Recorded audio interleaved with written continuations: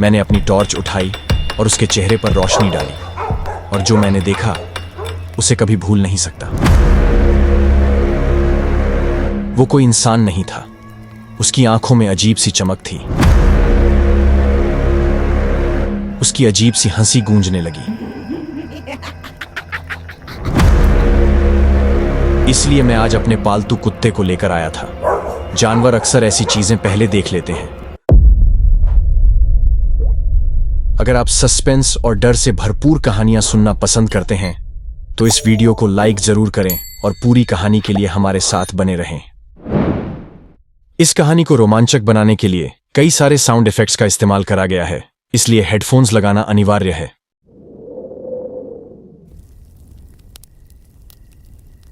अंधेरा, इसमें हमेशा एक राज छुपा होता है। जो तुम देख सकते हो वो शायद सच नहीं, और जो सच है उसे देखने की हिम्मत सब में नहीं होती। मैंने जलती हुई आग में एक लकड़ी फेंकते हुए कहा। मेरी आवाज धीमी थी, लेकिन हर शब्द के साथ मेरे दोस्तों की नजरें मुझ पर जम चुकी थीं। हवा तेज थी और हमारे चारों ओर फैला सन्नाटा वो कुछ और ही कह रहा था। अरे यार, फिर शुरू हो गया तू। पिछली बार तेरी कहानी सुनने के बाद मैं 3 रातों तक अकेली सो नहीं पाई थी। अब तू कुछ और मत सुना, मैं हाथ जोड़ती हूँ बाबा। मेरी एक दोस्त ने थोड़ी घबराहट भरी आवाज में कहा। उसकी बात पर बाकी सब हल्का सा हंस पड़े, लेकिन उसकी आवाज से पता चल रहा था कि वो सच में डर चुकी है। मैंने मुस्कुराते हुए कहा, अरे ये डरावनी नहीं, सच्ची कहानी है। और जो मैं बताने वाला हूं वो तो मैंने खुद अनुभव किया नहीं, लेकिन जिसने देखा उसने अपनी आंखों से देखा। और ये बस एक कहानी नहीं है, ये सच है।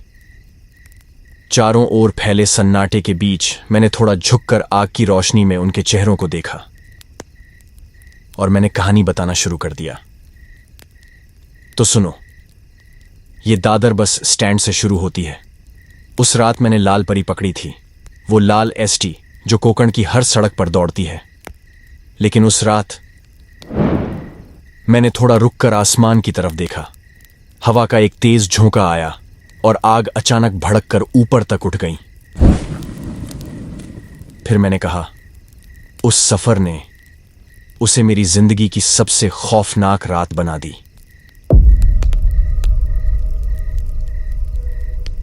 रात की ठंडी हवा, मुंबई के दादर बस स्टैंड का हलचल भरा माहौल, चाय की दुकानों से उठती भाप, लोगों की बातें और स्टैंड पर एसटी बसों की गूंजती आवाजें। इस भीड़ और शोर के बीच मेरी नजर उस बस पर थी, लाल रंग की एसटी, जिसे महाराष्ट्र में लोग प्यार से लाल परी कहते हैं। बस की हेडलाइट की रोशनी कोहरे को चीर रही थी और उसकी हल्की सी गड़गड़ाहट सुनाई दे रही थी। लेकिन इस बार इस सफर के लिए मेरा दिल शांत नहीं था। एक अजीब सी बेचैनी थी, जैसे ये सफर सिर्फ मेरे गांव की किसी एक जगह तक नहीं, बल्कि किसी रहस्य की ओर बढ़ रहा था। जैसे ही मैंने बस के अंदर कदम रखा, मेरी आंखें यात्रियों की थकी हुई लेकिन शांत शक्लों पर पड़ी। लोग खिड़की से बाहर देखते हुए अपनी ही दुनिया में खोए हुए थे। मास्टर यानी कंडक्टर जोर से आवाज लगाते हुए अंदर आए। आकरची चिपलूने स्टे। उनकी आवाज ने उस हल्के सन्नाटे को तोड़ा जो बस के अंदर था। बस ने धुआं छोड़ते हुए धीरे धीरे स्टैंड छोड़ा।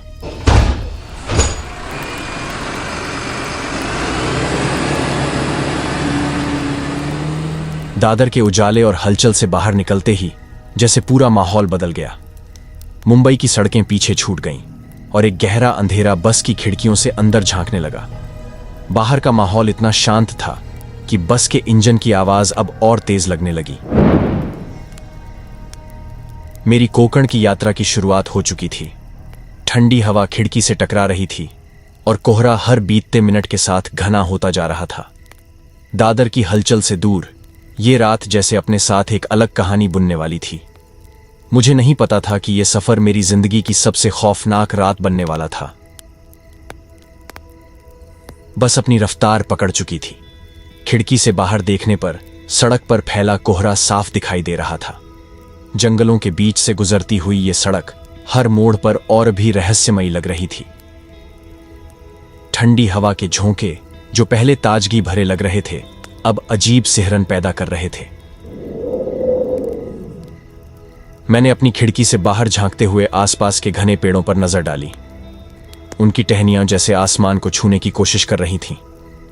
उनकी परछाई सड़क पर पड़ रही थी और हर बार मुझे ऐसा लगता था कि जैसे कोई उन पेड़ों से हमें छुपकर देख रहा हो। बस के अंदर सब शांत थे। कुछ यात्री सोने की कोशिश कर रहे थे तो कुछ खिड़की से बाहर अंधेरे को ताक रहे थे। मैं भी अपनी सीट पर चुपचाप बैठा था, लेकिन मेरे मन में उठती बेचैनी ने मुझे बार बार बाहर झांकने पर मजबूर कर दिया। करीब 1:30 बजे ठंड इतनी बढ़ गई थी कि खिड़कियों पर हल्का धुंध जमने लगा था। बस की रफ्तार भी धीमी हो चुकी थी, जैसे ड्राइवर को रास्ता साफ दिखाई न दे रहा हो। और तभी एक जोरदार धमाका हुआ। धड़ाम! बस के अंदर हर कोई हड़बड़ाकर जाग गया। ऐसा लगा जैसे किसी भारी चीज ने बस को टक्कर मारी हो। ड्राइवर ने झटके से ब्रेक लगाए। मुझे खिड़की से बाहर देखने पर छत से पत्तियां और टहनियां गिरती हुई दिखीं। मास्टर ने जोर से कहा, अरे आप सभी शांत रहो भाई, बस पेड़ की डाल गिरी है। मेरे बगल में बैठे सज्जन जो अब तक सो रहे थे इस धमाके से जाग गए। मैंने उनकी तरफ देखा। उनके चेहरे पर झुर्रियां थीं और उनकी आंखों में थकान झलक रही थी। क्या हुआ? उन्होंने पूछा। कोई डाल गिरी है छत पर, मैंने जवाब दिया। मैंने अपना नाम बताया।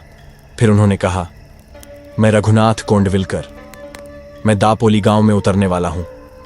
उनकी आवाज में ठहराव था, लेकिन उनकी आंखों में कुछ ऐसा था जो उन्हें दूसरों से अलग बना रहा था। जैसे ही बस फिर से चलने लगी, मैं खिड़की से बाहर देखने लगा। हरणे गांव के पास मैंने देखा कि एक खेत में एक मचान खड़ा है। मचान के ऊपर कोई आदमी था। उसकी टॉर्च की हल्की रोशनी बस से भी साफ दिख रही थी। मचान के नीचे एक कुत्ता बंधा हुआ था जो अंधेरे की ओर जोर जोर से भौंक रहा था।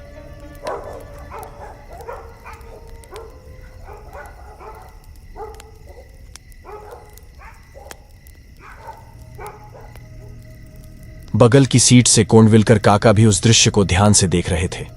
उनकी आंखें मचान की टॉर्च पर टिकी हुई थीं। मैंने उनसे पूछा, काका क्या देख रहे हो?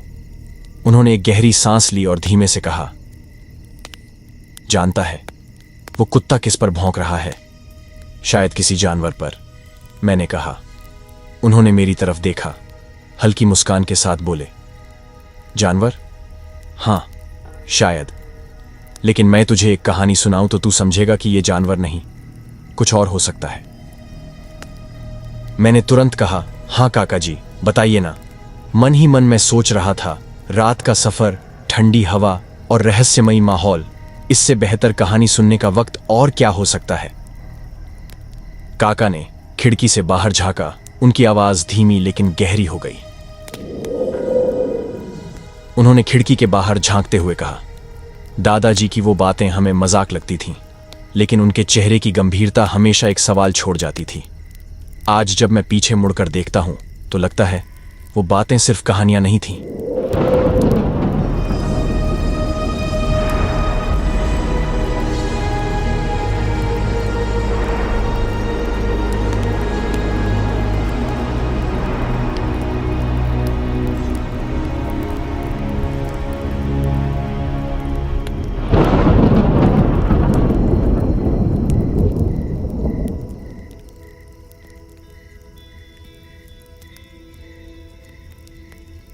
ये बहुत साल पहले की बात है। तब मैं भी तेरी तरह 20 से 22 साल का नौजवान था। गांव में दादाजी का दूध का धंधा था।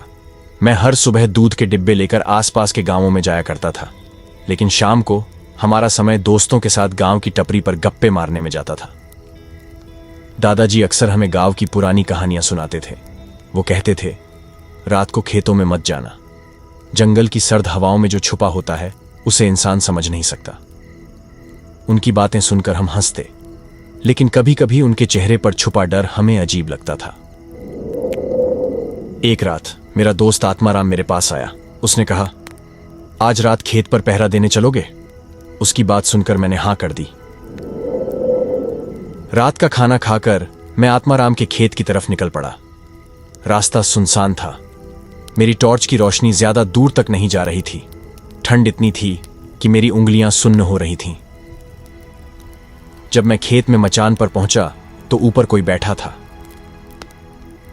मैंने सोचा मेरा दोस्त आत्माराम होगा, लेकिन जब मैंने उससे बात करने की कोशिश की तो उसने कुछ जवाब नहीं दिया। मुझे उसकी हरकतें कुछ अजीब लगने लगी थीं।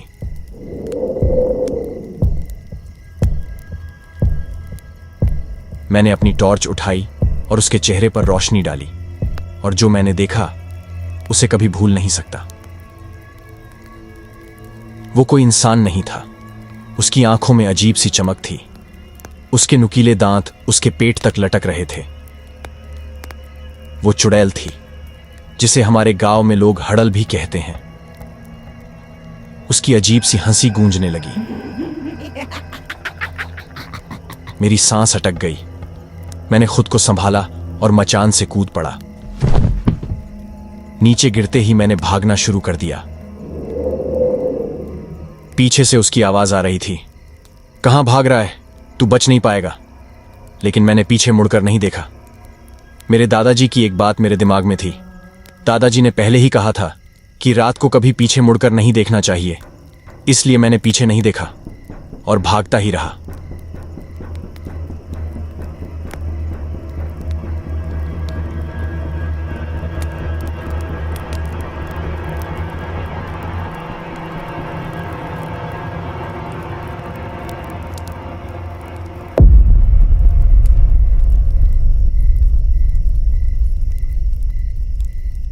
गांव पहुंचकर मैंने देखा कि सभी दोस्त टपरी पर बैठे थे। आत्माराम और बाकी दोस्तों को मैंने सब बता दिया। आत्माराम ने कहा, मतलब तुम्हें भी वो दिखाई दी? इसलिए मैं आज अपने पालतू कुत्ते को लेकर आया था। जानवर अक्सर ऐसी चीजें पहले देख लेते हैं, इसलिए कुत्तों के भौंकने से वो दूर रहते हैं। लेकिन उस रात के बाद मैंने फिर कभी खेत पर पहरा देने का साहस नहीं किया।